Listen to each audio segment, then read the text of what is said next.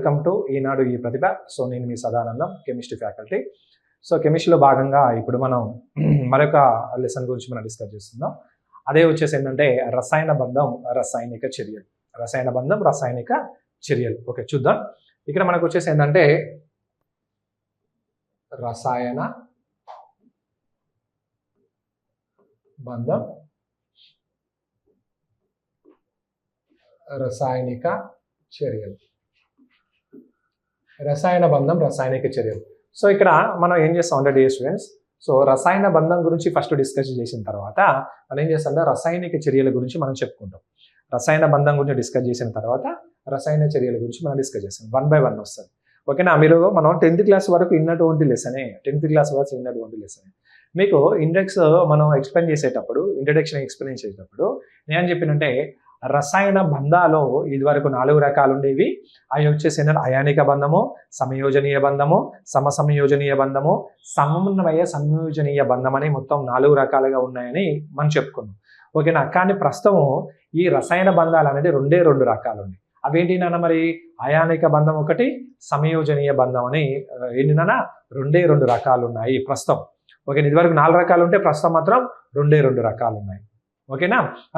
So ఏంటంటే మరి దీంట్లో ఈ అయానిక బంధం అంటే ఏమిటి, సంయోజనీయ బంధం అంటే ఏమిటి, వీటి ఫలితంగా ఎలాంటి బంధాలు ఏర్పడతాయి, సో వాటి మధ్య మూలకాల మధ్య ఆకర్షణ బంధం ఏ విధంగా ఉంటుంది అనే విషయం గురించి దీంట్లో మనం డిస్కస్ చేస్తాం. ఓకేనా? చూద్దాం. సో ఫస్ట్ ఆఫ్ ఆల్ ఇక్కడ మనకు వచ్చేసి ఏంటంటే చెప్పడానికి ముందు మనకేం కావాలంటే భౌతికమైనటువంటి మార్పు అంటే ఏమిటి, రసాయనికమైనటువంటి మార్పు అంటే ఏంటిదో మనకు కావాలి. Exam point of view important. కొన్ని ఇంట్రడక్షన్ చిన్న వస్తుంది దీని లోపల. ఆ తీసిన తర్వాత మనం రసాయన బంధం గురించి మనం డిస్కస్ చేసుకుందాం. ఓకేనా? సో ఇక్కడ మనం తీసుకున్నట్టయితే ఇక్కడ మనకు వచ్చేసి ఏంటంటే, సో ఫస్ట్ వన్ వచ్చేసి ఏంటంటే, సో మనకేం కావాలంటే భౌతికమైనటువంటి మార్పు. భౌతిక మార్పు, భౌతిక మార్పు లేకుండా భౌతికమైనటువంటి మార్పు. మరి భౌతికమైనటువంటి మార్పు లేదా భౌతిక మార్పు అంటే ఏమిటి, మనం ఏ విధంగా చెప్పుకోవాలి అంటే నాన్న ఇక్కడ భౌతిక మార్పు అంటే ఒకటే గుర్తుపెట్టుకో ఏంటంటే భౌతికమైన మార్పు అనేది ఒక తాత్కాలికమైనటువంటి మార్పు. భౌతికమైన మార్పు అనేది ఒక తాత్కాలికమైనటువంటి మార్పు, తాత్కాలికంగా ఉంటుంది. ఓకేనా? అంటే తాత్కాలికంగా ఉంటుందని చెప్పుకుంటాను. సో అంటే దీంట్లో ఎలాంటి రసాయన చర్యలు జరగవు, ఎలాంటి రసాయన చర్యలు జరగవు. రసాయన చర్యలు జరగవు కాబట్టి కొత్త పదార్థాలు ఏర్పడవు. ఇదే భౌతికమైన మార్పు. నేను అర్థమైందా డెఫినేషన్? సో ఎగ్జాంపుల్ చెప్తా, ఎగ్జాంపుల్ ప్రకారం నేను చెప్పేస్తా. ఇక్కడ మనకు వచ్చేసి ఏంటంటే ఎగ్జాంపుల్ ప్రకారం డెఫినేషన్ చెప్పేస్తా. ఇక్కడ ఎగ్జాంపుల్ చెప్పేసి డెఫినేషన్ చెప్పేస్తా.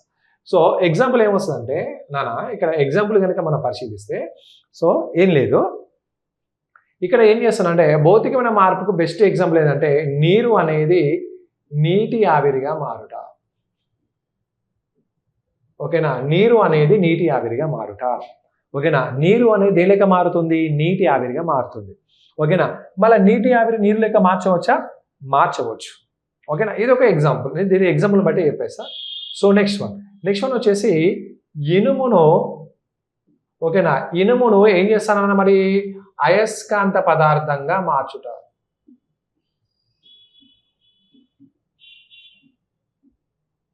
ఓకేనా? ఇనుమును అయస్కాంత పదార్థంగా మార్చుట. ఇనుమును ఏ పదార్థంగా మారుస్తాను నాన్న? అయస్కాంత పదార్థంగా మారుస్తాను. మరి ఇనుమును అయస్కాంత పదార్థంగా మార్చడం, అయస్కాంత పదార్థాన్ని మళ్ళీ ఇనుము లెక్క మార్చవచ్చా? మార్చవచ్చు. ఇనుమును అయస్కాంత పదార్థంగా మార్చవచ్చు. ఓకేనా? సో నెక్స్ట్ వన్ వచ్చేసి ఏంటంటే ఋతుపవనాలు ఏర్పడుట. ఋతుపవనాలు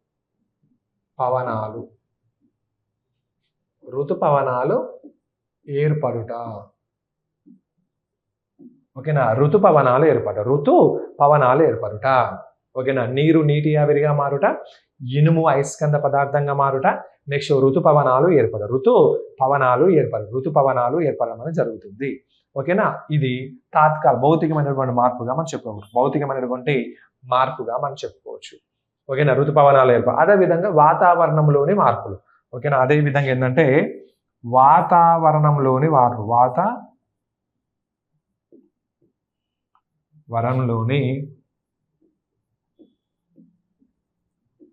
మార్పులు. ఓకేనా? అదేవిధంగా వాతావరణంలోని మార్పులు అంటే నాన్న ఇక్కడ సో దీన్ని బట్టి ఇక్కడ మన డెఫినేషన్ భౌతికమైన మార్పు డెఫినేషన్ ఏ విధంగా చెప్పొచ్చు. ఇక్కడ నీకు ఏమవుతుందంటే నీరు నీటి ఆవిరిగా మారుతుంది. నీటి ఆవిరి మళ్ళీ నీరు లెక్క మార్చవచ్చు. సో మనం ఏం చేస్తాను, ఒక బాయిలో నీళ్ళు తీసుకొని ఒక గిన్నెలో నీళ్ళు తీసుకొని వేడి చేస్తాను. వేడి చేసేటప్పుడు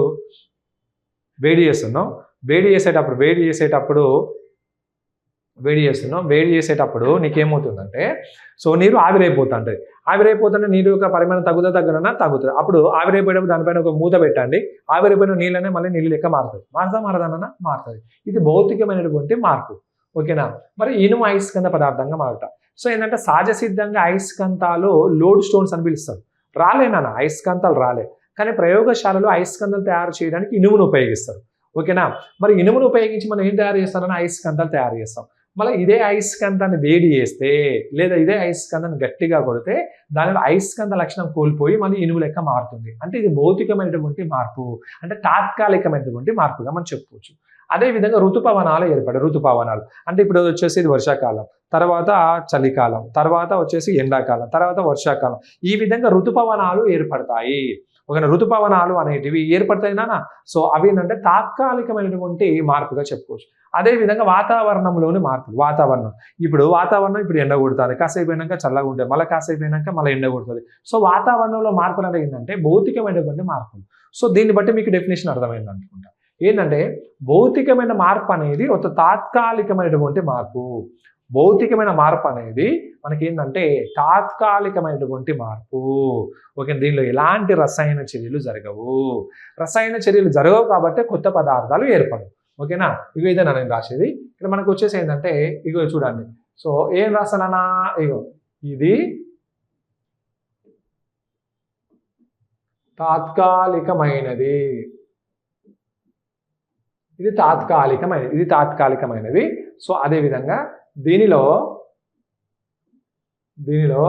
ఎలాంటి రసాయన చర్యలు జరగవు.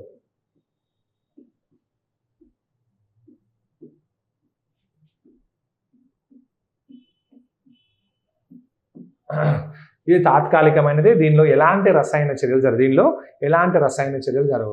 ఫలితంగా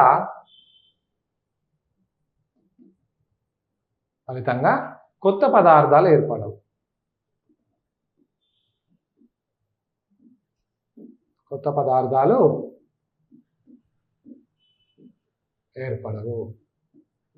ఓకేనా. సో దీనిలో ఎలాంటి రసాయన చర్యలు జరగవు, ఫలితంగా కొత్త పదార్థాలు ఏర్పడతాయినా నా కొత్త పదార్థాలు ఏర్పడవు. ఇది ఏంటంటే తాత్కాలికమైనది, భౌతికమైన పని తాత్కాలికమైనది. దీనిలో ఎలాంటి రసాయన చర్యలు జరగవు, కొత్త పదార్థాలు ఏర్పడతాయినా ఏర్పడవు అని చెప్పు. కొత్త పదార్థాలు ఏమీ ఏర్పడవుగా చెప్పు. ఓకేనా. ఓకే. ఇది నాన్న భౌతికమైనటువంటి మార్పు. సో నెక్స్ట్ వన్ కానీ తీసుకున్నట్టు ఇక్కడ మనకు వచ్చేసి ఏంటంటే రసాయనిక మార్పు. రసాయనిక మార్పు అంటే ఏంటి నాన్న? ఇక్కడ మనం ఏమని చెప్పొచ్చు? రసాయనిక మార్పు అంటే నాన్న గుర్తుపెట్టుకో, రసాయనిక మార్పు అంటే ఏమని చెప్పొచ్చు అంటే భౌతికమైన మార్పుకు కొంచెం వ్యతిరేకంగా ఉంటుంది. రసాయన మార్పు అనేది ఒక శాశ్వతమైన మార్పు. రసాయనికంగా మార్పు అనేది ఒక శాశ్వతమైన మార్పు. అంటే దీనిలో రసాయన చర్యలు జరుగుతాయి, ఫలితంగా కొత్త పదార్థాలు ఏర్పడతాయి. ఒక చర్య జరిగింది, ఒక పదార్థంలో ఒక చర్య జరిగింది అంటే నీకేమవుతుంది? కొత్త పదార్థం అనేది ఏర్పడుతుంది. కొత్త పదార్థం ఏర్పడినట్టయితే రసాయనికమైనటువంటి మార్పు. మళ్ళీ కొత్త పదార్థం ఏర్పడినప్పుడు కొత్త పదార్థం పాత పదార్థం మారుతుందా? మారలేదు నాన్న. అది శాశ్వతమైనటువంటి మార్పుగా చెప్పుకోవచ్చు. సో దీనికి నేను ఏం చేస్తానంటే ఇప్పటిదాకా మనం చెప్పుకున్నట్టు ఫస్ట్ ఎగ్జాంపుల్స్ బట్టి మనం డెఫినేషన్ చెప్పుకుంటాం. ఓకేనా. ఎగ్జాంపుల్ బట్టి డెఫినేషన్ ఏంటి సార్? మరి దీనికి ఎగ్జాంపుల్ ఏంటి సార్ అంటే ఇప్పుడు మనకు వచ్చేసి కోడిగుడ్డు ఉడుకుట.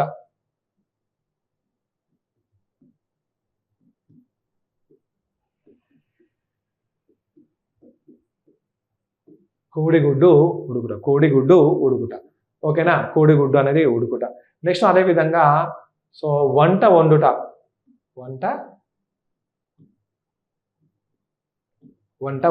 కోడిగుడ్డు ఉడుకుట. నెక్స్ట్ అదే విధంగా వంట అనేది వండుట. అదే విధంగా కోడిగుడ్డు అనేది ఉడుకుట. ఓకేనా. నెక్స్ట్ వన్ అదే విధంగా మరొక అంశం కనుక తీసుకున్నట్టయితే ఇక్కడ మనకు వచ్చేసి ఐస్ క్రీమ్ కరుగుట. ఐస్ క్రీమ్ కరుగుట, ఐస్ క్రీమ్ అనేది కరుగుట, ఐస్ క్రీమ్ అనేది కరుగుట. ఓకేనా. నెక్స్ట్ వన్ అదే విధంగా ఇక్కడ మనకు వచ్చేసి ఏంటంటే ఇనుము తుప్పు పట్టుట,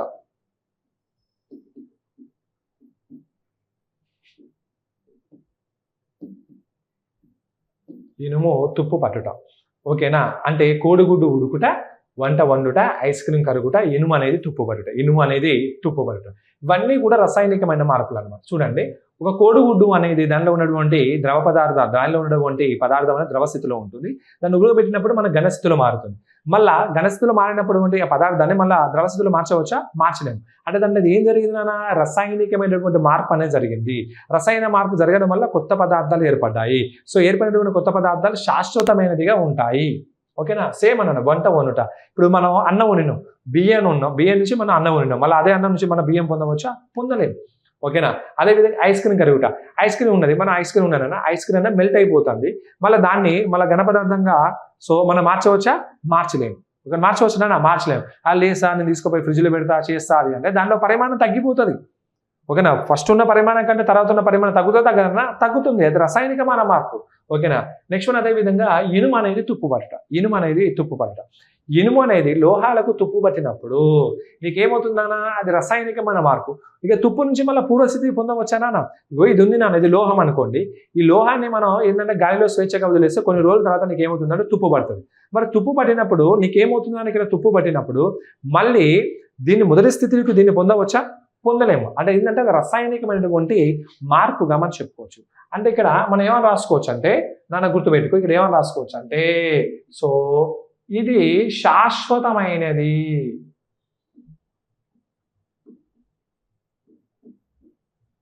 ఓకేనా. ఇది శాశ్వతమైనది. సో దీనిలో రసాయనిక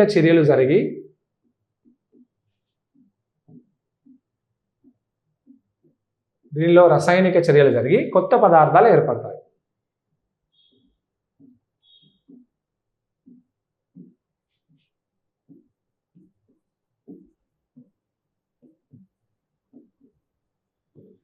ఓకేనా. దీనిలో రసాయనిక చర్యలు జరిగి కొత్త పదార్థాలు ఏర్పడతాయి. ఓకేనా. ఇది శాశ్వతంగా ఉంటుంది. దీనిలో రసాయనిక చర్యలు జరిగి ఏమవుతుందంటే కొత్త పదార్థాలు ఏర్పడతాయి. రసాయనిక చర్యలు జరిగి నీకు ఏమవుతుందంటే కొత్త పదార్థాలు ఏర్పడడం అనేది జరుగుతుంది. ఓకేనా. ఇగో ఇది నాన్న.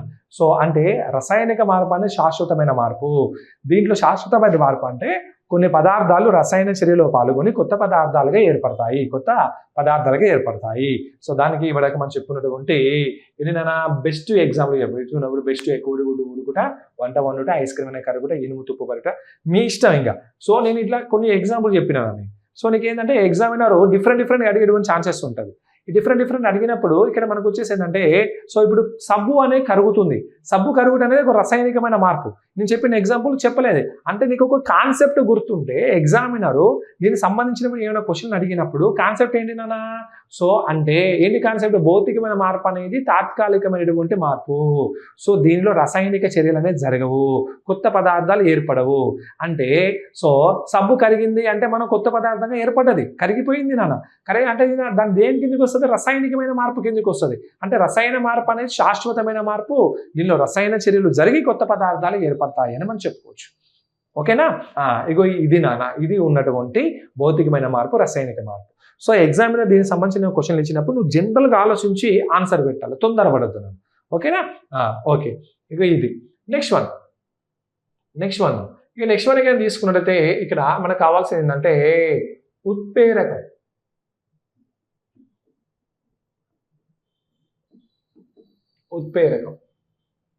మరి ఉత్ప్రేరకం అంటే ఏమిటి? మరి ఉత్ప్రేరకాన్ని మనం ఏ విధంగా చెప్పాలి? ఉత్ప్రేరకం అంటే ఏమిటి అంటే ఏం లేదు, చర్యలో పాల్గొనకుండా చర్యావేగాన్ని పెంచడాన్ని ఉత్ప్రేరకం అంటారు.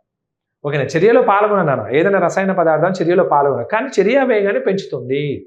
చర్యలో పాల్గొనకుండా చర్యావేగాన్ని పెంచడాన్ని ఉత్ప్రేరకం అంటారు. అదేనా ఇక్కడ రాసేది ఏంటంటే చర్యలో పాల్గొనకుండా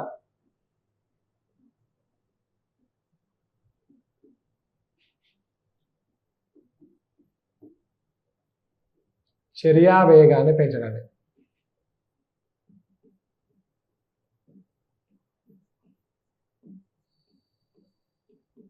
చర్యలో పాల్గొనకుండా చర్యా వేగాన్ని పెంచడాన్ని ఏమంటారు? ఉత్ప్రేరకం అంటారు. చర్యా వేగాన్ని పెంచడాన్ని ఉత్ప్రేరకం అంటారు. సో దీనికి ఒక ఎగ్జాంపుల్ తీసుకుందాం. ఏంటి సార్ ఎగ్జాంపుల్ అంటే ఇక్కడ మనకు వచ్చేసి ఎగ్జాంపుల్ తీసుకుందాం. ఏంటంటే హేబర్ అనే శాస్త్రవేత్త ఏం తయారు చేసినా ఇక్కడ మనకు వచ్చేసి అమోనియాను తయారు చేసింది. హేబర్ అనే శాస్త్రవేత్త అమోనియాను తయారు చేసింది. ఓకేనా? ఈ అమోనియా తయారీలో ఉత్ప్రేరకంగా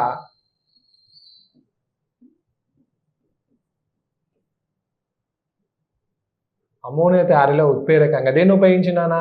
ఇనుమును ఉపయోగించింది. ఓకేనా? అమోనియా తయారీలో ఉత్ప్రేరకంగా దేన్ని ఉపయోగించినా? ఇనుమును ఉపయోగించింది. హేబర్ అనే శాస్త్రవేత్త అమోనియాను తయారు చేసిండు. ఈ అమోనియా తయారీలో ఉత్ప్రేరకంగా దేన్ని ఉపయోగించినా? ఇనుమును ఉపయోగించడం అనేది జరిగింది. సో ఏ విధంగా ఎట్లా తయారు చేసిందంటే అమోనియాను ఏ విధంగా తయారు చేసిందంటే ఇక్కడ మనం చూసుకుంటే రియాక్షన్ అనేది ఇగో సోడియం, నెక్స్ట్ అదే విధంగా 3 మోల్ల నైట్రోజన్, సోడియం కాదు నైట్రోజన్. సో నైట్రోజన్ అదే విధంగా 3 మోల్ హైడ్రోజన్తో చర్య జరిపినప్పటికీ మనకి ఏం ఏర్పడుతుంది అంటే 2 moles ఆఫ్ NH3 అనేది ఏర్పడుతుంది. ఇదేనా అమోనియా. ఓకేనా? ఇక్కడ మనకు ఉత్ప్రేరకంగా దేన్ని ఉపయోగించిందని చెప్పినా మరి ఉత్ప్రేరకంగా దేన్ని ఉపయోగించిన ఇనుమును ఉపయోగించింది. ఓకేనా? ఉత్ప్రేరకంగా ఇనుమును ఉపయోగించింది. అంటే ఇనుము అనేది చర్యలో పాల్గొనవు కానీ చర్య వేగాన్ని పెంచుతుంది. చర్య తొందరగా జరగడానికి సహాయపడుతుంది. ఏంటి మరి ఇనుము అనేది. ఓకేనా? అంటే చర్యలో పాల్గొనకుండా చర్యా వేగాన్ని పెంచడాన్ని మనం ఉత్ప్రేరకం, చర్యలో పాల్గొనకుండా చర్యా వేగాన్ని పెంచడాన్ని మనం ఏం పిలుస్తాం అంటే ఉత్ప్రేరకంగా మనం చెప్పుకుంటాం. ఓకేనా? ఇది బాగా గుర్తుపెట్టుకోండి. ఓకేనా ఇది ఉత్ప్రేరకంగా మనం చెప్పుకోవచ్చు. దీనిలో ఇక్కడ అమోనియాలో నైట్రోజన్ మరియు హైడ్రోజన్ మధ్య నిష్పత్తి ఎంత ఉంటుందంటే 1:3 ఉంటుంది. ఇది ఎగ్జామ్ అడిగింది. నైట్రోజన్ మరియు హైడ్రోజన్ మధ్య నిష్పత్తి ఎంత ఉంటుంది అంటే 1:3. ఇది 1 ఉన్నది, ఇది ఎన్ని ఉన్నాయి? హైడ్రోజన్ ఎన్ని ఉన్నాయి? 3 ఉన్నాయి. సో కాబట్టి 1:3 ఉంటుంది. నైట్రోజన్ మరియు హైడ్రోజన్ మధ్య నిష్పత్తి అనేది 1:3 ఉంటుంది. 1:3 ఉండడం అనేది జరుగుతుంది. ఓకేనా? ఇది మనకు ఉన్నటువంటి ఉత్ప్రేరకం, దానికి సంబంధించినటువంటి అంశంగా మనం చెప్పుకోవచ్చు. ఓకేనా? ఇది ఖచ్చితంగా మనకి ఏంటంటే ఇంట్రడక్షన్ కాబట్టి సో దీనిలో రసాయనికమైన మార్పు అంటే ఏంటిది, భౌతికమైనటువంటి మార్పు అంటే ఏంటిదో మనకు కావాలి. ఓకేనా? ఇప్పుడు మనం ఏం చేస్తామంటే రసాయన బంధం అంటే ఏంటిదో ఇప్పుడు రసాయన బంధం గురించి మనం చెప్పుకుంటాం. ఓకేనా? చూద్దాం. రసాయన బంధం అంటే ఏమిటి అంటే పరమాణువుల మధ్య ఎలక్ట్రాన్ పంపిణీ ఫలితంగా ఏర్పడేటువంటి బంధాన్ని రసాయన బంధం అంటారు. అంతే. ఓకేనా? పరమాణుల మధ్య ఓకేనా ఎలక్ట్రాన్ పంపిణీ ఓకేనా. సో ఎలక్ట్రాన్ పంపిణీ ఫలితంగా ఏర్పడేటువంటి బంధాన్ని రసాయన బంధంగా చెప్పుకోవచ్చు. లేదా మరి ఎలక్ట్రాన్ పంపిణీ అనేది ఏంటిదన్నా మూలకాల మధ్య జరుగుతుంది. ఓకేనా? మూలకాని మధ్య ఎలక్ట్రాన్ పంపిణీ జరుగుతుంది, అని రసాయన బంధంగా మనం చెప్పుకోవచ్చు. లేదా ఒక మూలక పరమాణు అనే ఒక చర్యలో పాల్గొన్నప్పుడు ఆ మూలక పరమాణు వేరొక మూలక పరమాణుతో కలిసిపోయే సందర్భంలో ఎలక్ట్రాన్ల పంపిణీ జరుగుతుంది. ఈ పంపిణీ ఫలితంగా ఏర్పడే బంధాన్ని రసాయన బంధంగా మనం చెప్పుకోవచ్చు. అంతే, ఏం లేదు. ఎలక్ట్రాన్ పంపిణీ జరుగుతుంది, ఎలక్ట్రాన్ పంపిణీ ఫలితంగా ఏర్పడే బంధాన్ని రసాయన బంధంగా చెప్పుకోవచ్చు. ఓకేనా? ఇది రసాయన బంధం డెఫినేషన్. సో ఇదన్నీ అంటే ఇన్ని రకాలుగా చెప్పుకున్న బదులు ఒకటి ఏంటంటే పరమాణుల మధ్య ఎలక్ట్రాన్ పంపిణీ ఫలితంగా ఏర్పడే బంధాన్ని రసాయన బంధం అంటారు. అంతేనా? అది ఒకటే రాసుకోండి. ఇక్కడ మనకు వచ్చేసి ఏంటంటే పరమాణుల మధ్య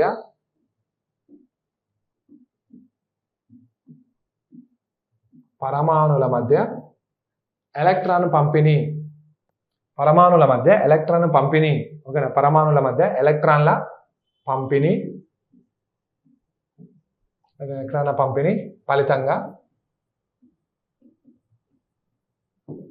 ఓకేనా ఎలక్ట్రాన్ల పంపిణీ ఫలితంగా ఏర్పడే బంధం.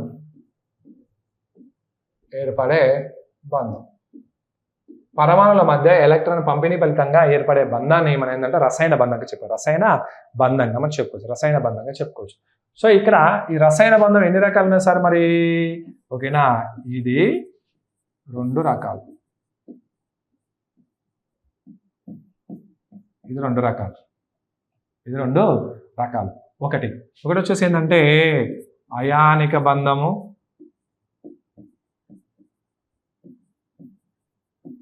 అయానిక బంధము. నెక్స్ట్ వన్ వచ్చేసి ఏంటంటే సమయోజనీయ బంధం.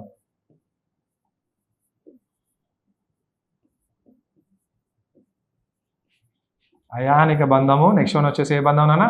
సమయోజనీయ బంధం. అయానిక బంధము. నెక్స్ట్ వన్ వచ్చేసి సమయోజనీయ బంధం.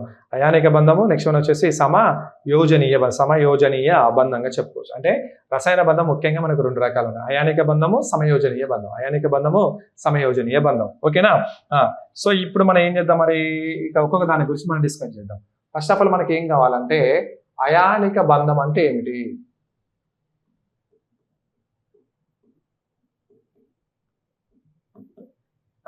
అయానిక బంధం అంటే ఏమిటి? అయానిక బంధం అంటే ఏమిటి? దాన్ని మనం ఏ విధంగా చెప్పాలి? ఓకేనా? సో ఇక్కడ మనం చూసుకున్నట్టయితే అయానిక బంధం.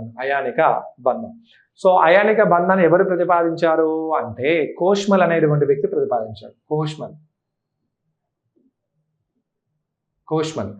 అనే వ్యక్తి అయానిక బంధాన్ని ప్రతిపాదించడం జరిగింది. అయానిక బంధాన్ని కోష్మల్ అనే వ్యక్తి ప్రతిపాదించడం జరిగింది. ఓకేనా?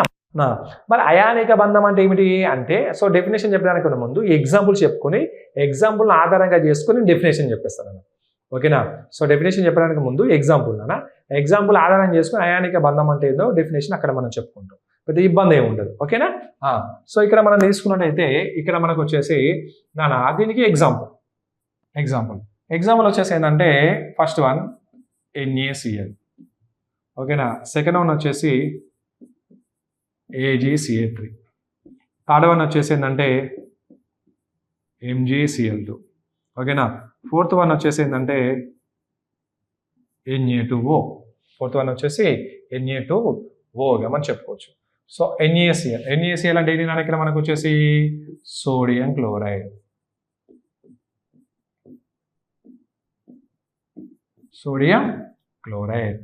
AgCl3 అంటే ఏంటంటే సిల్వర్ ట్రైక్లోరైడ్.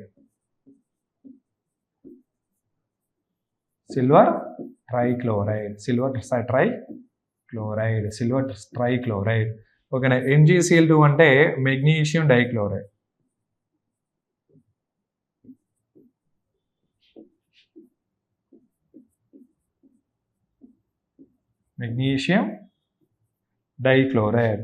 Na2 అంటే డైసోడియం మోనాక్సైడ్.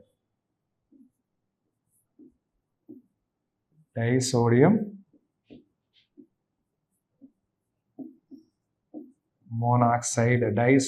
మోనాక్సైడ్. ఓకేనా? ఇది ఏంటంటే అయానిక బంధానికి ఉన్నటువంటి బెస్ట్ ఎగ్జాంపుల్. ఇందులో ఒక ఎగ్జాంపుల్ తీసుకుని దాని ప్రకారం మన అయానిక బంధం అంటే ఏంటో డెఫినేషన్ తెలుసుకుందాం. ఓకేనా? సో ఫస్ట్ ఆఫ్ ఆల్ ఇక్కడ మనకు కావాల్సిన ఎగ్జాంపుల్ ఏంటంటే ఇక్కడ మనకు వచ్చేసి ఏంటంటే ఎగ్జాంపుల్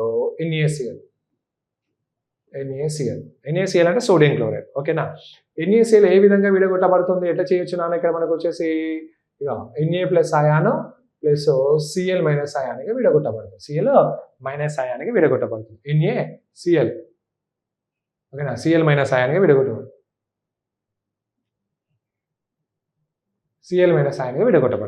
ఓకేనా? ఈ రెండు కలిసిపోయి మన దానిగా ఏర్పడుతుంది. ఇప్పుడు Na ప్లస్ అయాన్గా ఎట్లా ఏ విధంగా ఏర్పడుతుందో మనం చూద్దాం. సో దీనికి మనం ఎట్లా అంటే మనం ఒక బెస్ట్ రాసుకుంటాను. ఏంటంటే కాటయాన్ ఏర్పడుట. కాటయాన్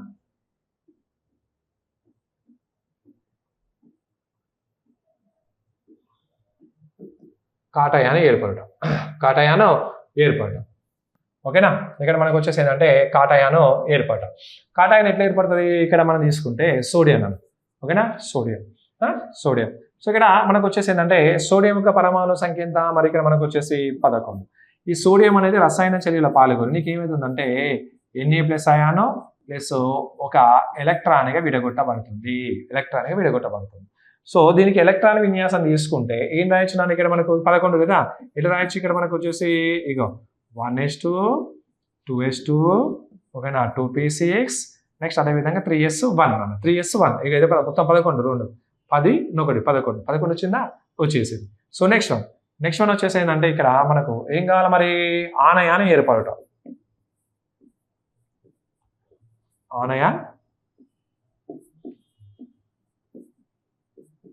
ఆనయాన్ ఏర్పడటం. సో ఆనయాన్ ఎట్లా ఏర్పడుతుంది మరి? ఇక్కడ మనకు వచ్చేసి Cl గానా? ఓకేనా? Cl minus ion. ఈ Cl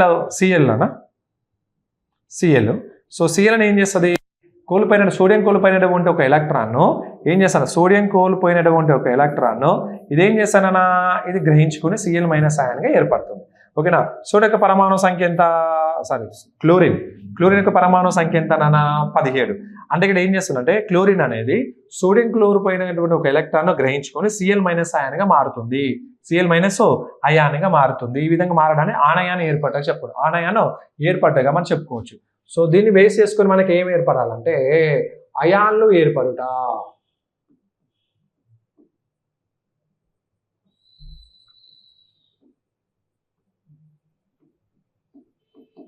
అయాన్లు ఏర్పడతాయి.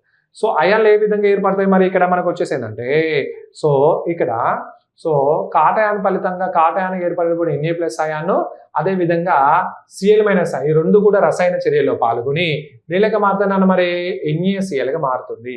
ఈ రెండు కూడా రసాయన చర్యలో పాల్గొని దేనిలోకి మారుతుందన్న NaClగా మారుతుంది. సో దీని ఎలక్ట్రాన్ విన్యాసం రాయలే కదా, ఇక్కడ ఎలక్ట్రాన్ విన్యాసం అసలు చూడండి 17 కదా, 17 అయినప్పటికీ మనకు వచ్చేసి ఏంటంటే, సో 1s2, అదేవిధంగా 2s2, అదేవిధంగా 2p6, అదేవిధంగా 3s2, అదేవిధంగా 3p5 అన్న 3p5. సో చూడండి 1s2, 2s2, 2p6 10 వచ్చినాయి. సో ఇక్కడ 2 వచ్చినాయి, 12, 5, 17 అనే 17 అయినా అయిపోయినాయి. అంటే ఏంటంటే ఇది ఆనయాన ఏర్పాటు. ఇదేంటన్నా అయాన్లు ఏర్పాటు. అయాన్లు అంటే సో కాటయాను ఆనయాను ఈ రెండు కూడా కలిసిపోయి నీకు ఏంటంటే అయానిగా మారుతుంది. అంటే ఇక్కడ మనకు వచ్చేసి ఏంటంటే, సో దీని ప్రకారం మనం డెఫినేషన్ చెప్పాలి. ఓకేనా. సో దీని ప్రకారం డెఫినేషన్ చెప్పాలంటే ఇక్కడ మీరు అందరూ ఒకటి అబ్జర్వ్ చేయండి, ఒకటి ఆలోచించండి.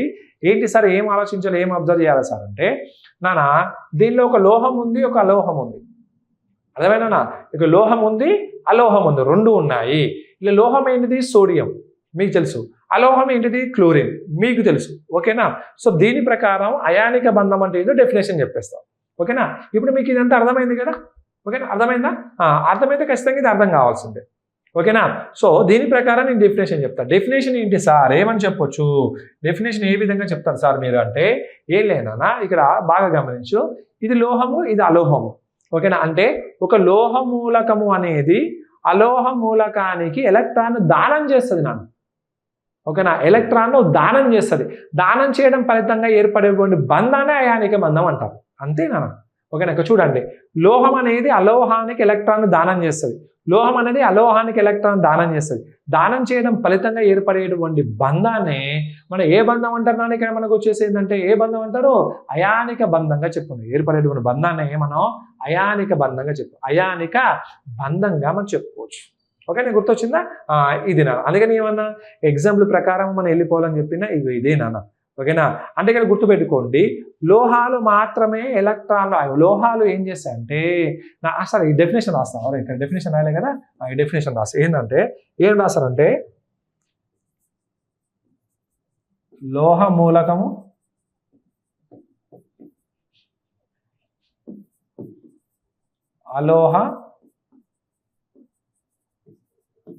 లోహ మూలకం అలోహ మూలకానికి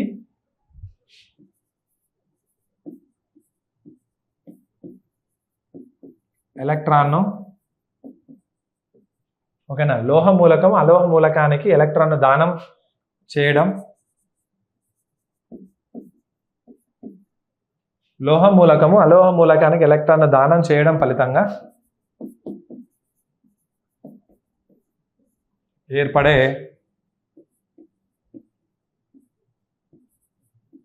ఏర్పడే బంధం. ఓకేనా. సో ఒక లోహ మూలకం అలోహ మూలకానికి ఎలక్ట్రాన్ దానం చేయడం ఫలితంగా ఏర్పడే బంధాన్ని మనం ఏ బంధం అంటామంటే అయానిక బంధం అంటారు. ఏర్పడే బంధం అయానిక బంధం.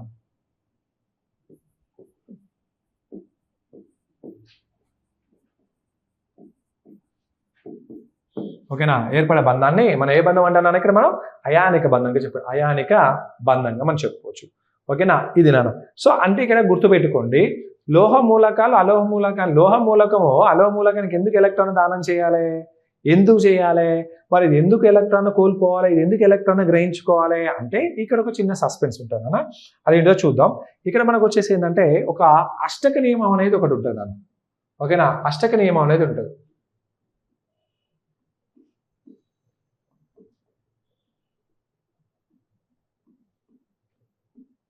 అష్టక నియమం అనేది ఉంటుంది. అష్టక నియమం ఏం తెలియజేస్తుంది సార్ చెప్తుందంటే, అష్టక నియమం ఏం తెలియజేస్తుందంటే, సో ఏం లేదన్నా అష్టక నియమం అనేది గుర్తుపెట్టుకోండి, ఏం లేదు నాన్న. సో మూలకాలు అనేటివి ఓకేనా బాహ్య కక్షలో 8 ఎలక్ట్రాన్లు మిగిల్చుకునేటువంటి ప్రవృత్తిని అష్టక నియమంగా మనం చెప్పుకోవచ్చు. అష్టక నియమం అంటే ఏంటి నాన్న? సో బాహ్య కక్షలో మూలకాల యొక్క బాహ్య కక్షలో 8 ఎలక్ట్రాన్లను మిగిల్చుకునేటువంటి ప్రవృత్తిని అష్టక నియమంగా చెప్పుకోవచ్చు. అష్టక నియమంగా మీకు అందరూ తెలుసు అష్టక నియమం, ఓకేనా? అష్టక నియమంగా మనం చెప్పుకోవచ్చు. మరి ఇక్కడ మనకు వచ్చేసి ఏంటంటే, మరి 8 ఎలక్ట్రాన్ మిగిల్చుకోవాలంటే ఖచ్చితంగా అదేం చేస్తారని 8 కంటే ఎక్కువ ఉన్నప్పుడు ఎలక్ట్రాన్ దానం చేసేటువంటి స్వభావం ఉంటుంది. దానం చేయాలి ఖచ్చితంగా. 8 ఎలక్ట్రాన్ తక్కువ ఉన్నప్పుడు ఎలక్ట్రాన్ గ్రహించుకోవాలి. ఇక్కడ మనకు వచ్చేసి ఏంటంటే, లోహ మూలకాలన్నీ కూడా ఉన్నటువంటి లోహాలు ఉన్నాయి కదా నాన్న, ఈ లోహాలన్నీ కూడా నీకు ఏం చేస్తాయంటే నాన్న ఒక ఎలక్ట్రాన్ కోల్పోయి అష్టక నియమాన్ని పాటిస్తాయి. ఓకేనా? ఒక ఎలక్ట్రాన్ కోల్పోయి అష్టక ఎలక్ట్రాన్ విన్యాసాన్ని పాటిస్తాయి. ఓకేనా? అలోహ మూలకాలు ఏం చేస్తాయి నాన్న మరి? ఓకేనా? ఎలక్ట్రాన్ గ్రహించుకొని అష్టక ఎలక్ట్రాన్ విన్యాసాన్ని పాటిస్తాయి. ఓకేనా? లోహాలు ఎలక్ట్రాన్ కోల్పోవడం ఫలితంగా మనకు అష్టక ఎలక్ట్రాన్ విన్యాసాన్ని పాటిస్తాయి. అలోహాలు ఏంటంటే ఎలక్ట్రాన్ గ్రహించుకోవడం ఫలితంగా అవి అష్టక ఎలక్ట్రాన్ విన్యాసాన్ని పాటిస్తాయి. ఓకేనా? ఇది బాగా గుర్తుపెట్టుకోండి. లోహాలు ఎలక్ట్రాన్ కోల్పోవడం వల్ల అష్టక ఎలక్ట్రాన్ విన్యాసాన్ని పాటిస్తేటువంటి ధర్మాన్ని లోహ ధర్మం అంటారు. సో అదే విధంగా అలోహాలు ఎలక్ట్రాన్ గ్రహించుకోవడం వల్ల సో ఏమైతుందన్న అష్టక ఎలక్ట్రాన్ విన్యాసాన్ని పాటించేటువంటి ధర్మాన్ని అలోహ ధర్మంగా చెప్పుకోవచ్చు. అది లోహ ధర్మం అయితే ఇదేంటంటే అలోహ ధర్మంగా మనం చెప్పుకోవచ్చు. ఓకేనా? ఇగో అదేనా ఇక్కడ నేను రాసేది. ఇక్కడ మనకు వచ్చేసి ఏంటంటే ఇక్కడ లోహాలు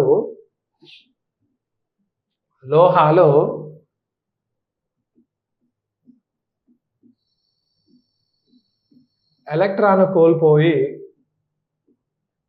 ఓకేనా, ఎలక్ట్రాన్ కోల్పోయి లేదా దానం చేసి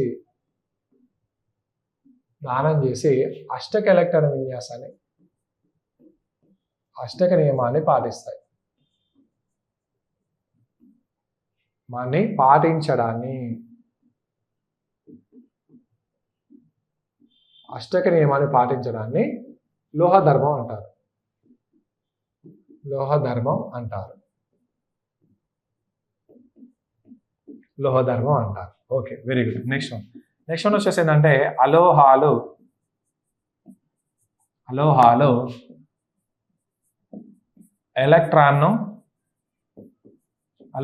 ఎలక్ట్రాన్ను గ్రహించి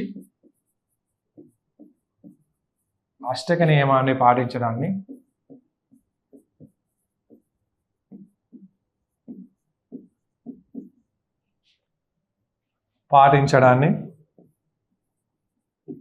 అష్టక నియమాన్ని పాటించడాన్ని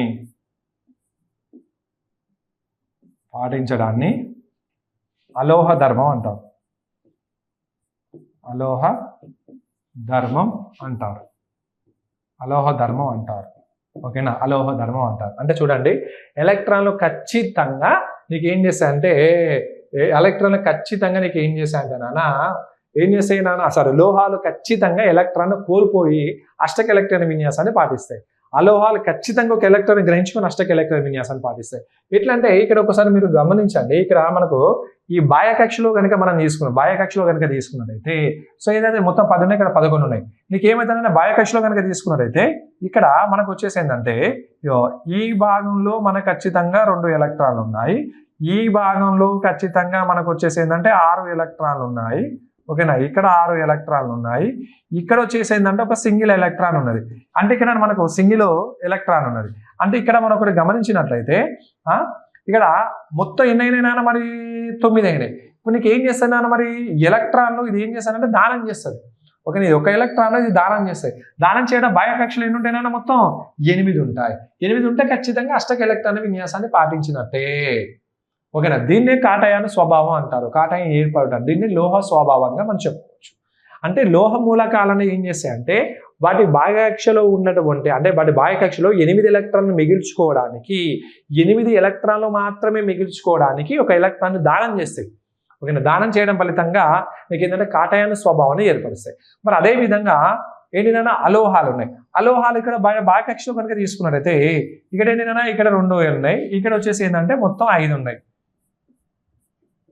ఇక్కడ ఎన్ని ఉన్నాయి 5 ఉన్నాయి ఓకేనా ఇక్కడ 2 ఉన్నాయి ఇక్కడ 5 ఉన్నాయి మొత్తం ఎన్ని అన్నా 7 అయినాయి కానీ దీనికి ఇది అష్టక ఎలక్ట్రాన్ విన్యాసాన్ని పాటించాలంటే దీనికి ఇది ఏం కావాలి మరి ఎలక్ట్రాన్ కావాలి ఎలక్ట్రాన్ కావాలన్నప్పుడు ఏం చేస్తానన్నా మరి సోడియం కోల్పోయినటువంటి ఎలక్ట్రాన్ క్లోరిన్ అనేది గ్రహించుకోవడం వల్ల నీకు ఏమైతేనా ఇది కూడా అష్టక ఎలక్ట్రాన్ విన్యాసాన్ని పాటిస్తుంది ఓకేనా ఇది కూడా అష్టక ఎలక్ట్రాన్ విన్యాసాన్ని పాటిస్తుంది అందుకని ఇక్కడ ఏం చేస్తామంటే లోహ మూలకము అలోహ మూలకానికి ఎలక్ట్రాన్ దానం చేయడం ఫలితంగా ఏర్పడేటువంటి బంధమే అయానిక బంధము అని ఎవరినైనా కోష్మల్ అనేటువంటి వ్యక్తి ఓకేనా ఎవరినైనా ఈ కోష్మల్ అనే వ్యక్తి వివరించడం జరిగింది ఓకేనా అందుకని నేను ఏమన్నా ఎగ్జాంపుల్ బట్టి మనం డెఫినేషన్ చెప్పుకోవాలని చెప్పేసిన ఓకేనా కొన్నిటికి మనం ఖచ్చితంగా ఏం కావాలంటే ఎగ్జాంపుల్ బట్టి డెఫినేషన్ చెప్పుకుంటే మన లైఫ్ లాంగ్ మర్చిపోకుండా ఉంటుంది ఓకేనా ఎప్పుడైనా ఏ సబ్జెక్ట్ అయినా బట్టి పడుతూ ఉండొద్దు ఇంటది బట్టి పట్టినట్టు అయితే ఓకేనా సో కాబట్టి ఇక్కడ మనం ఏం చేయాలంటే ఇక్కడ కంపల్సరీ మనకు ఎగ్జాంపుల్ కొన్ని డెఫినేషన్ ఎగ్జాంపుల్ బట్టి చెప్తేనే సో పర్టికులర్గా గుర్తుంటాయి ఇప్పుడు మీకు ఈజీగా గుర్తుందని నేను ఆశిస్తున్నాను ఓకేనా very good so next one ఇప్పుడు మనకు అయానిక బంధం అంటే అయిపోయింది ఇప్పుడు నెక్స్ట్ ఏ బంధం కావాలి ఇక్కడ మనకు వచ్చేసి సెకండ్ వన్ వచ్చేసి ఏంటంటే సమయోజనీయ బంధం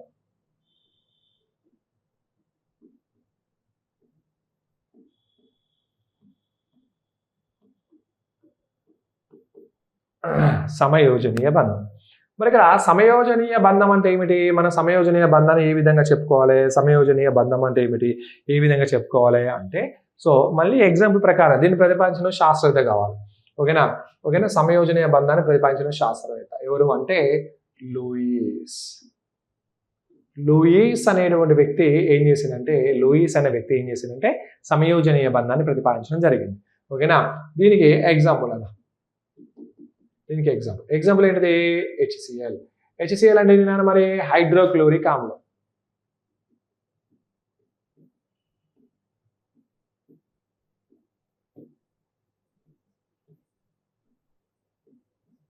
ఓకేనా హెచ్సిఎల్ అంటే ఏంటన్నా మరి హైడ్రోక్లోరిక్ ఆమ్లం హెచ్సిఎల్ అంటే హైడ్రోక్లోరిక్ ఆమ్లం దీన్ని బట్టి మనం డెఫినేషన్ చెప్పుకోవచ్చు ఏంటి సార్ ఆ డెఫినేషన్ అంటే హైడ్రోక్లోరిక్ ఆమ్లం ఇప్పుడు దీనికి ఏమైందన్నా హైడ్రోజన్ నెక్స్ట్ వన్ అదే విధంగా మనకు వచ్చేసి ఏంటంటే క్లోరిన్ ఓకేనా హైడ్రోజన్ క్లోరిన్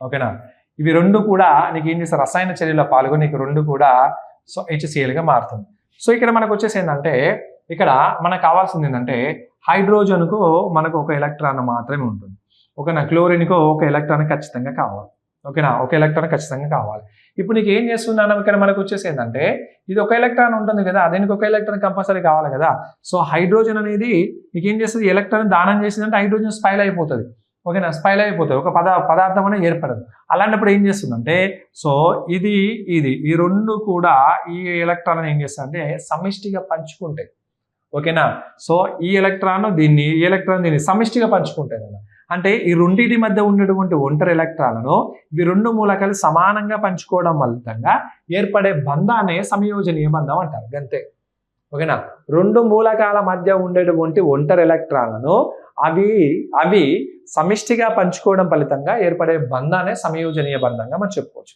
అంతేగానా అదేనా ఇక్కడ నేను రాసేది ఇక్కడ మనకు వచ్చేసి ఏంటంటే అదేనా డెఫినేషన్ అదే సమయోజనీయ బంధం అంటే ఇక్కడ మనకు ఏమని చెప్పుకోవచ్చు నాన్న ఇక్కడ మనకు వచ్చేసి రెండు మూలకాల మధ్య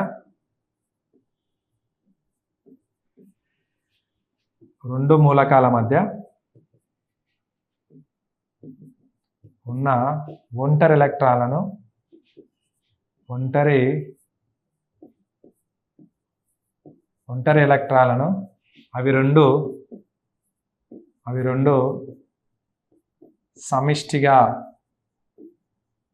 అవి రెండు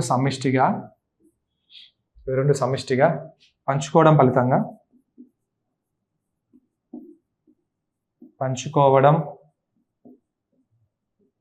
ఫలితంగా ఓకేనా అవి రెండు సమిష్టిగా పంచుకోవడం ఫలితంగా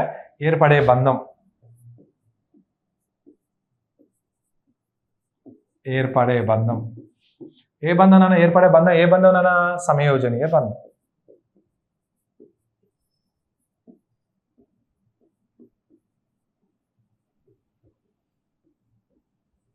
ఓకేనా ఏర్పడే బంధం ఏ బంధం ఏర్పడే బంధమే సమయోజనీయ బంధం ఓకేనా రెండు మూలక పరమాల మధ్య ఉన్న ఒంటరి ఎలక్ట్రాన్లు అవి రెండు సమిష్టిగా పంచుకోవడం ఫలితంగా ఏర్పడే బంధమే ఏ బంధం? సమయోజనీయ బంధం. ఇగో ఈ రెండు మూలక పరమాణుల మధ్య ఎలక్ట్రాన్లు ఉన్నాయి. ఈ రెండు ఎలక్ట్రాన్లు రెండు ఏం చేసిన సమిష్టిగా పంచుకోవడం వల్ల ఒక నిర్దిష్టమైన బంధం ఏర్పడుతుంది.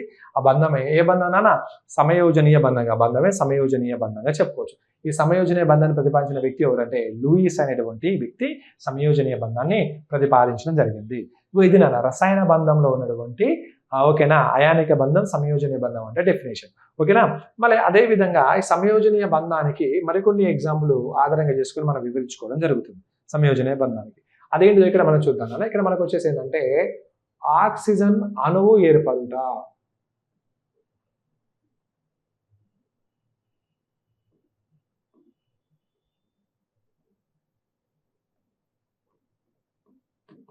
ఆక్సిజన్ అణువు ఏర్పడుట. సో ఇక్కడ ఆక్సిజన్ అణువు ఏర్పడుట అంటే ఇక్కడ మనకు వచ్చేసి ఏంటంటే ఆక్సిజన్ అణువు ఏర్పడుట. ఈ ఆక్సిజన్ అణువు ఏర్పడుట అంటే ఇక్కడ మనం తీసుకున్నట్టయితే ఆక్సిజన్ అనేది తీసుకున్నట్టయితే ఆక్సిజన్ అణువు అంటాను పరమాణు ఉంటలే. ఆక్సిజన్ అణువు ఏర్పడుట అంటున్నా. అణువు ఓకేనా. అణువు అంటే మనకి ఏంటంటే పరమాణు కలయిక వల్ల ఫలితంగా అణువు అనేది ఏర్పడుతుందని మనం చెప్పుకున్నాం. ఓకేనా. సో ఏంటంటే ఆక్సిజన్. సో దీని యొక్క పరమాణు సంఖ్య ఎంత మరి? దీని యొక్క పరమాణు సంఖ్య పరమాణు సంఖ్య ఎంతనా? 8. దీని యొక్క పరమాణు సంఖ్య ఎంత? 8. సో దీన్ని బాహ్య కక్షలోని ఎలక్ట్రాన్ విన్యాసం తీసుకున్నట్టయితే 2,6 ఉంటాయి. నేను బాహ్య కక్షలో ఎలక్ట్రాన్ విన్యాసం తీసుకుంటే ఏముంటుందంటే 2,6 ఉంటుంది. 2,6 ఉంటుంది. నీకు ఏం చేస్తే మరి ఇక్కడ మనకి వచ్చేసి ఏంటంటే ఇక్కడ ఏం చేస్తా అంటే నన్ను ఏ విధంగా అంటే ఇది ఆక్సిజన్ అణువు అనుకోండి, ఇది ఆక్సిజన్ అణువు అనుకో. ఈ రెండు ఆక్సిజన్ అణువులు. ఓకేనా. ఇక నీకు ఏం చేసాను ఇక్కడ మనకు వచ్చేసి ఏంటంటే ఆక్సిజన్ ఈ రెండు ఆక్సిజన్ అణువులు. ఇక నీకు ఏం చేసాను ఇక్కడ మనకు వచ్చేసి ఏంటంటే ఓకేనా నేను బాహ్య కక్షలో 6 ఉన్నాయి నాన్న. అది బాహ్య కక్షలో మొత్తం ఎన్ని ఉన్నాయి నాన్న? 6 ఉన్నాయి. 6 ఉన్నప్పటికీ నీకు ఏం చేస్తా అంటే ఇక్కడ ఒక ఒంటరి ఎలక్ట్రాన్ జంట, ఇక్కడ ఒక ఒంటరి ఎలక్ట్రాన్ జంట, ఇక్కడ ఒక సింగిల్ ఎలక్ట్రాన్, ఇక్కడ ఒక సింగిల్ ఎలక్ట్రాన్. సేమ్ ఇక్కడ కూడా ఇదొక సింగిల్ ఎలక్ట్రాన్, ఇదొక సింగిల్ ఎలక్ట్రాన్, ఇక్కడ ఒక ఒంటరి ఎలక్ట్రాన్ జంట, ఇక్కడ ఒకటి ఎలక్ట్రాన్ జంట ఉంటుంది. ఓకేనా. ఇక్కడ మనకి వచ్చేసి ఏంటంటే నాన్న మరి మూలక పరమాణు ఏంటి నాన్న సార్ మూలక పరమాణు అంటారు. ఇక్కడ ఆక్సిజన్ అనేది నీకు ఏం చేస్తుంది? ఆక్సిజన్ అనేది ఏం చేస్తుందంటే అష్టక ఎలక్ట్రాన్ విన్యాసాన్ని పాటించాలంటే ఖచ్చితంగా దీనికి 2 ఎలక్ట్రాన్ కావాలి. ఎందుకంటే దీని బాహ్య కక్ష నాకు కేవలం 6 మాత్రమే. కాబట్టి దీనికి ఎన్ని కావాలి? ఇంకా 2 ఎలక్ట్రాన్ కావాలి. ఈ 2 ఎలక్ట్రాన్ కావాలనుకున్నప్పుడు ఇది ఏం చేస్తుంది సార్? మరి ఇది ఏం చేస్తుందంటే సో ఇలాంటి లక్షణాలు కలిగి ఉన్నటువంటి మరొక ఆక్సిజన్ అణువు అనేది చాలా దగ్గరగా వస్తాయి నేను. ఇలాంటి లక్షణాలు కలిగి ఉన్నటువంటి ఆక్సిజన్ అణువు చాలా దగ్గరగా వస్తుంది. ఆ దగ్గర వచ్చినప్పుడు దానికి కూడా 2 ఎలక్ట్రాన్ కావాలి. 2 ఎలక్ట్రాన్ కావాలన్నప్పుడు ఏం చేస్తుందంటే దీనికి 2 ఎలక్ట్రాన్ కావాలి, దానికి 2 ఎలక్ట్రాన్ కావాలి. సో అలాంటి ఏం చేస్తానంటే ఈ రెండింటి మధ్య ఉన్నటువంటి కామన్గా ఉన్నటువంటి 2 ఎలక్ట్రాన్ల యొక్క ప్రవృత్తి అనేది నీకు ఏం చేస్తుందంటే సో ఇది దీంతో పంచుకుంటుంది, ఇది దీంతో పంచుకుంటుంది. ఓకేనా. ఓకేనా. ఒకదానితో ఒకటి ఈ విధంగా పంచుకుంటుంది. ఇది దీంతో పంచుకుంటుంది, ఇది దీంతో పంచుకుంటుంది, ఈ విధంగా పంచుకుంటుంది. సో ఈ విధంగా పంచుకోవడం వల్ల రెండింటి మధ్య బంధం అనేది ఏర్పడుతుంది. సో ఎట్లా ఏర్పడుతుంది మరి ఇక్కడ బంధం అనేది ఏ విధంగా ఏర్పడుతుంది అంటే చూడండి ఇక ఇది ఒకటి, నెక్స్ట్ అదే విధంగా ఇది ఒకటి. సో నీకేమవుతుంది అన్న మరి ఇక్కడ ఒంటరి ఎలక్ట్రాన్ జంట ఉంది, ఇక్కడ ఒంటరి ఎలక్ట్రాన్ జంట ఉంది. ఓకేనా. ఇక్కడ ఒంటరి ఎలక్ట్రాన్ జంట ఉంది, ఇక్కడ ఒంటరి ఎలక్ట్రాన్ జంట ఉంది. ఈ రెండింటి మధ్య ఎట్లా ఏర్పడుతుంది ఇక్కడ మరి రెండింటి మధ్య తీసుకున్నట్టయితే ఈ బంధం అనేది ఏర్పడ్డది. ఏ బంధం అది మరి? ద్విబంధం అనేది ఏర్పడ్డది. ఓకేనా. ద్విబంధం అనేది ఏర్పడ్డది అంటే ఆక్సిజన్ మధ్య ఏ బంధం ఉంటుందన్నా ద్విబంధం అనేది ఏర్పడదు. అంటే ఇక నీకు ఏమవుతుందంటే ఇక్కడ ఎలక్ట్రాన్లను పంచుకోవడం వల్ల మనకు సమయోజనీయ బంధం అనేది ఏర్పడుతుంది. ఈ ఆక్సిజన్ అణువులు ఏర్పడటంలో మనకు ఏంటంటే సమయోజనీయ బంధం ఫలితంగా ద్విబంధాన్ని మనం పరిశీలించినాం. సమయోజనీయ బంధం ఏర్పడడం వల్ల మనం ఏ బంధాన్ని పరిశీలించినాం? ద్విబంధాన్ని పరిశీలించినాం. ఈ విషయాన్ని మీరు గుర్తుంచుకోవాలి డియర్ స్టూడెంట్స్. ద్విబంధాన్ని మనం పరిశీలించడం జరిగింది. ఓకేనా. Very good. ఇది నాన్న. సో ఈ రకంగా మనం గుర్తుపెట్టుకోవాలి. అంటే ఇక్కడ మనకి ఏం లేదు నాన్న, ఇక్కడ గుర్తుపెట్టుకోండి ఆక్సిజన్ యొక్క పరమాణు సంఖ్య 8. సో దీన్ని బాహ్య ఎలక్ట్రాన్ విన్యాసం తీసుకున్న 2,6 అంటే ఏం చేస్తాను అన్న 2,6 అన్న. సో కాబట్టి ఈ 6 ఇంపార్టెంట్ కదా. సో 6 రాసినప్పుడు ఏంటంటే మనకు ఖచ్చితంగా ఇంకా 2 ఎలక్ట్రాన్ కావాలి. ఏంటిదన్నా అష్టక ఎలక్ట్రాన్ విన్యాసాన్ని పాటించాలంటే దానికి ఖచ్చితంగా 2 ఎలక్ట్రాన్ కావాలి. అలాంటప్పుడు అది ఏం చేస్తుంది సార్? మరి ఏం చేస్తుంది అంటే ఏం లేదు సార్, ఇది ఏం చేస్తుంది? ఎలక్ట్రాన్లను పంచుకుంటుంది. దానం చేయదు, పంచుకుంటుంది. పంచుకోవడం వల్ల మనకు సమయోజనీయ బంధం ఏర్పడదు. సమయోజన బంధం ఫలితంగా మనకి ఏ బంధం ఏర్పడుతుందన్నా ద్విబంధం అనేది ఏర్పడుతుంది అంతే. ఓకేనా. ఈ డయాగ్రామ్ బట్టి మన డెఫినేషన్ రాసుకోవచ్చా? రాసుకోలేమా? రాసుకోవచ్చు. అంటే పెద్ద ఇబ్బంది పడాల్సినటువంటి అవసరం లేదు. ఓకేనా, very good. So next one మరొక ఎగ్జాంపుల్ అన్న, మరొక ఎగ్జాంపుల్ గా తీసుకున్నట్టయితే ఇక్కడ మనకు వచ్చేసి నైట్రోజన్ అణువు ఏర్పడుట, నైట్రోజన్ అణువు ఏర్పడుట.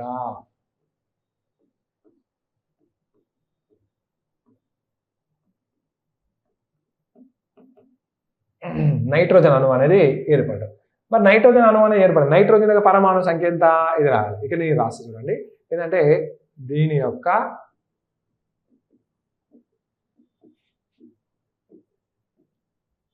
పరమాణు సంఖ్య, దీని యొక్క పరమాణు సంఖ్య ఎంత నాన్న, 7.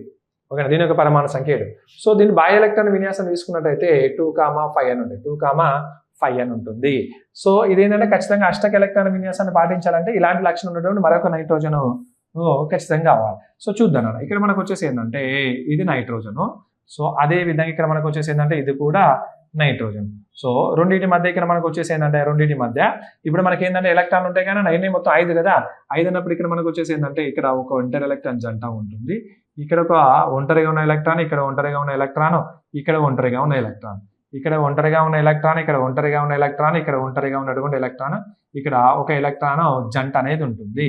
ఓకేనా, సో ఉన్నప్పుడు ఇక్కడ మనకు వచ్చేసి ఏంటంటే సో ఖచ్చితంగా దీనికి 3 ఎలక్ట్రాన్లు కావాలి, దీనికి 3 ఎలక్ట్రాన్లు కావాలి. సేమ్ దాని లెక్కనే. ఓకే, నేను ఏం చేస్తాను అంటే నైట్రోజన్ మూలక పరమాణు అనేది నీకు ఏంటంటే అష్టక ఎలక్ట్రాన్ విన్యాసాన్ని పాటించాలి, ఖచ్చితంగా దానికి 3 ఎలక్ట్రాన్లు కావాలి. అలాంటప్పుడు నీకు ఏం చేస్తున్నా సేమ్ అలాంటి లక్షణం కలిగి ఉన్నటువంటి మరొక నైట్రోజన్ మూలక పరమాణు అనేది దగ్గరగా వచ్చి ఏం చేస్తానంటే ఆ మూడింటిని ఏం చేస్తా అంటే సో ఏం చేస్తానన్నా అవి సమిష్టిగా పంచుకుంటాయి. ఈ విధంగా ఆ మూడింటిని ఏం చేస్తానన్నా సమిష్టిగా పంచుకుంటాయి. ఈ సమిష్టిగా పంచుకోవడం వల్ల వాటి మధ్య ఒక బంధం అనేది ఏర్పడుతుంది. అదే బంధం ఒకసారి చూద్దాం. సమిష్టిగా పంచుకోవడం ఫలితంగా వాటి మధ్య ఒక బంధం అనేది ఏర్పడుతుంది. ఓకేనా, వాటి మధ్య ఒక బంధం అనేది ఏర్పడుతుంది సమిష్టిగా పంచుకోవడం ఫలితంగా.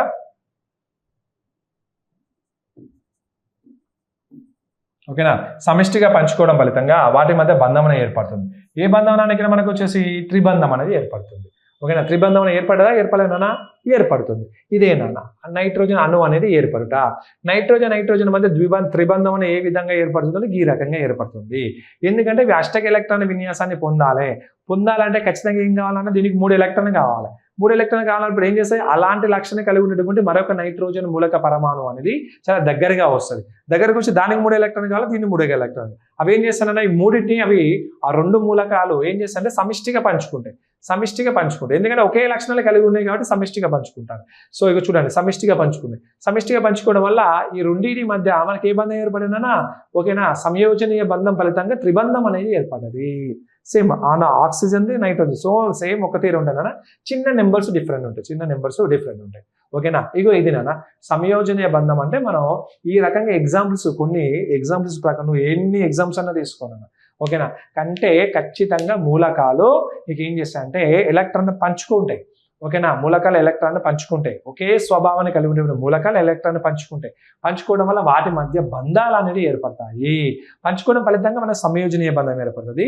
దానం చేయడం ఫలితంగా మనకు వచ్చేసి అయానిక బంధం అనేది ఏర్పడుతుంది. ఈ విషయాన్ని మీరు గుర్తుంచుకోవాలి. ఓకేనా, very good. So next one మనకి ఎగ్జామ్ పాయింట్ ఆఫ్ వ్యూలో మరికొన్ని అంశాలు కనుక మనం పరిశీలించినట్లయితే ఇక్కడ నీటి అణువు యొక్క ఆకృతి, నీటి అణువు H2O అణువు ఆకృతి. ఓకేనా, H2O అణువు యొక్క ఆకృతి. సో ఇది ఏ విధంగా ఉంటేనైనా H2O అణువు అనేది ఏ విధంగా ఉంటుంది. సో ఇక్కడ ఒక ఆక్సిజన్ ఉండి దాని కింది భాగంలో మనకు వచ్చేసి ఏంటంటే ఇక్కడ ఒక హైడ్రోజన్ ఉంటుంది, ఇక్కడ ఒక హైడ్రోజన్ ఉంటుంది. ఓకేనా, ఆక్సిజన్ ఇక్కడ ఒక హైడ్రోజన్ ఉంటుంది, ఇక్కడ ఒక హైడ్రోజన్ ఉంటుంది. ఉంటుందా ఉంటుంది. సో వీటి మధ్య ఇలాంటి బంధం అనేది ఏర్పడుతుంది. వీటి మధ్య ఈ రకమైనటువంటి బంధం అనేది ఏర్పడుతుంది. సో ఇది ఏ ఆకృతి నాన్న ఇక్కడ మనకు వచ్చేసి ఏ ఆకృతి అని మనం చెప్పుకోవచ్చు అంటే ఇది తలక్రిందులైన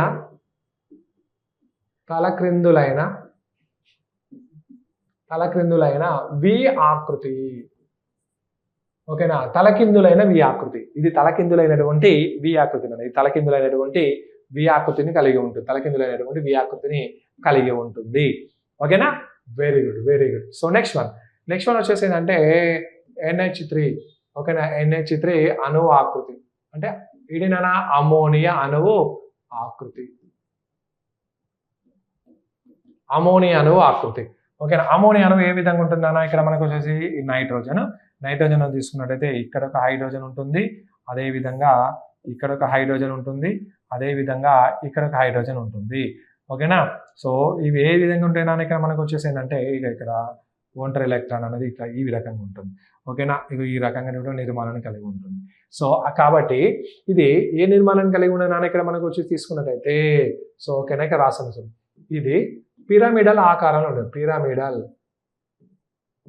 పిరమిడల్ ఆకృతిని కలిగి ఉంటుంది. ఓకేనా, ఇది ఏ మిడల్ అనా పిరమిడల్ ఆకృతిని కలిగి ఉంటుంది. ఓకేనా, okay, so very good. So next one దగ్గర తీసుకుంటే ఇక్కడ మనకు వచ్చేసి ఏంటంటే కార్బన్ డయాక్సైడ్ అణువు ఆకృతి.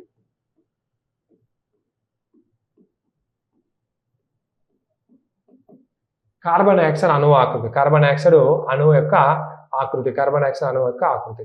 సో కార్బన్ డయాక్సైడ్ అణువు యొక్క ఆకృతి ఏ విధంగా ఉంటుంది, ఎట్లా అంటే ఏలేనా కార్బన్ ఈ రకంగా ఉంటే ఇటు ఈ రకంగా ఉంటుంది, ఈ రకంగా ఉంటుంది అన్న. ఓకేనా, ఈ రకంగా ఉంటుంది. సో దీని దగ్గర మనకు వచ్చేసి ఏంటంటే ఇది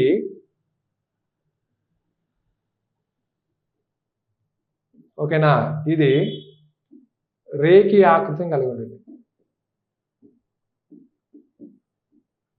ఇది ఏ ఆకృతినా రేఖీ ఆకృతి. ఇది రేఖీ ఆకృతిని కలిగి ఉంటుంది.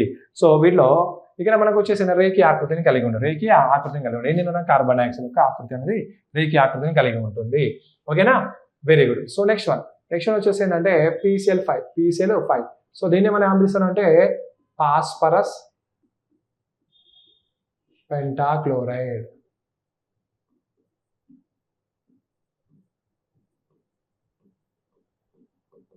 ఓకేనా, ఫాస్ఫరస్ పెంటాక్లోరైడ్. PCl5 అంటే ఫాస్ఫరస్ పెంటాక్లోరైడ్. సో ఇది ఏ రకంగా ఉంటుంది మరి ఏ ఆకృతిని కలిగి ఉంటుంది అంటే సో ఫాస్ఫరస్ అని ఈ రకంగా ఉంది. సో నీకేమైతే నాన్న ఇక్కడ మనకు వచ్చేసి ఇటు క్లోరిన్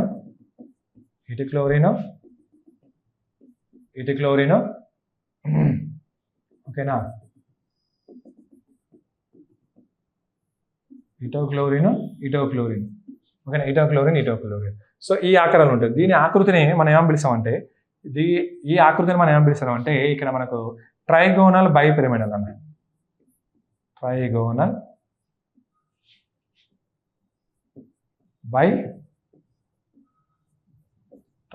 బైపిరమిడల్ ఆకారంలో ఉంటుంది. హైబ్రిడైజేషన్ గురించి చెప్తా. హైబ్రిడైజేషన్ వచ్చినప్పుడు ఇవన్నీ కూడా మళ్ళీ వచ్చేస్తాయి. ఓకేనా, ఇగో ఇది మనకు ఉన్నటువంటి ఏంటంటే మనం దీంట్లో తీసుకున్నటువంటి అంశాలు కొన్ని అంటే ఎగ్జామ్ పాయింట్ ఆఫ్ వ్యూలా కొన్ని అణువుల యొక్క ఆకృతులు ఎగ్జామ్ పాయింట్ ఆఫ్ వ్యూ చాలా సార్లు అడిగింది వీటి. ఓకేనా, ఏంటిదన్నా PCl5. సో అదే విధంగా ఇక్కడ మనకు వచ్చేసి ఏంటంటే కార్బన్ డయాక్సైడ్, అదే విధంగా అమోనియా, ఇది అమోనియానా NH3. ఓకేనా, అదే విధంగా H2O. ఓకేనా, ఇది నైట్రోజన్ అణువు ఏర్పడుట, ఆక్సిజన్ అణువు అనేది ఏర్పడుట, సంయోజనీయ బంధం అంటే ఏమిటి, అదే విధంగా అయానిక బంధం అంటే అష్టక నియమం అంటే ఏంటి, అయానిక బంధం అంటే ఏంటో మనం ఇక్కడ వరకు వచ్చేసినాం. ఓకేనా, సో ఇప్పుడు మనకి ఏం కావాలి మరి ఇక్కడ మనకు వచ్చేసి ఏంటంటే అతిపాతం అంటే ఏదో కావాలి. ఓకేనా, సో ఇప్పుడు మనకి ఏం కావాలి, ఇదంతా ఎగ్జామ్ పాయింట్ ఆఫ్ వ్యూ అన్న. ఓకేనా,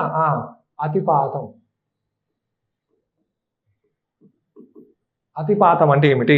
ఓకేనా, సో అతిపాతం అంటే ఆర్బిటాల్ ఒకదానిపైన ఒకటి విస్తరించడాన్ని అతిపాతం అంటారు. ఓకేనా, ఇక్కడ ఏంటంటే ఆర్బిటాళ్ళు ఒకదానిపైన ఒకటి విస్తరించడాన్ని అతిపాతం అంటారు. ఓకేనా, ఇదే నాకు రాస్తాను. ఇక్కడ మనకు వచ్చేసి ఏంటంటే ఆర్బిటాల్స్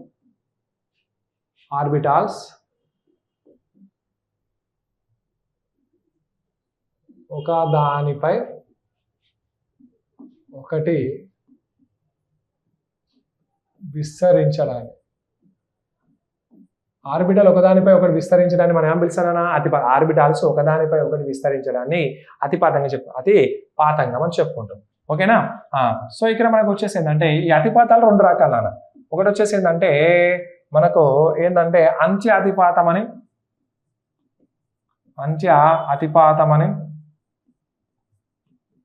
ఓకేనా, సెకండ్ వన్ వచ్చేసి ఏంటంటే పార్శ్వ అతిపాతం అని.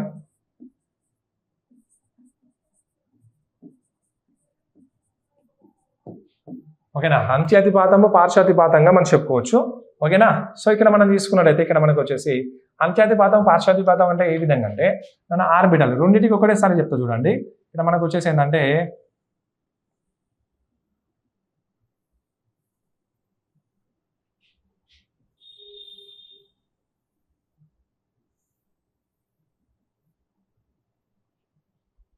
ఓకేనా ఇగో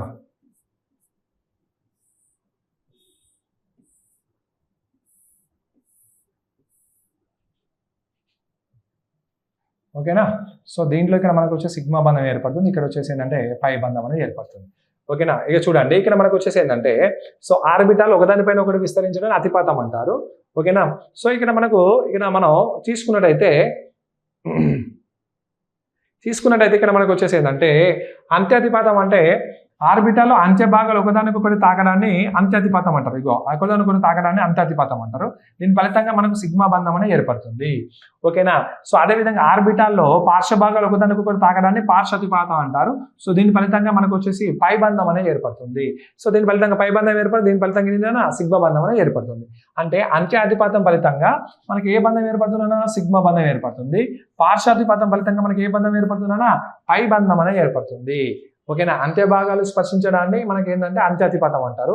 పార్శ్వ భాగాలు స్పర్శించడాన్ని మనం పార్శ్వాతిపాతంగా మనం చెప్పుకోవచ్చు. ఇది ఎగ్జామ్ లో అడిగినాను, జర జాగ్రత్త. ఇది అంత్యాతిపాతం ఫలితంగా ఏర్పడే బంధం ఏంటంటే సిగ్మా బంధం. అదే పార్శ్వాతిపాతం బంధంగా ఏర్పడే బంధం ఏంటంటే పై బంధంగా చెప్పుకోవచ్చు. ఓకేనా. ఇది మనకు వచ్చేసి ఏంటంటే రసాయన బంధంలో ఉన్నటువంటి ముఖ్యమైనటువంటి అంశాలు exam point of view important. ఓకేనా. ఇక నెక్స్ట్ మనం ఏం చేద్దాం మరి రసాయనిక చర్యల గురించి మనం చెప్తాం. ఓకేనా. Thank you.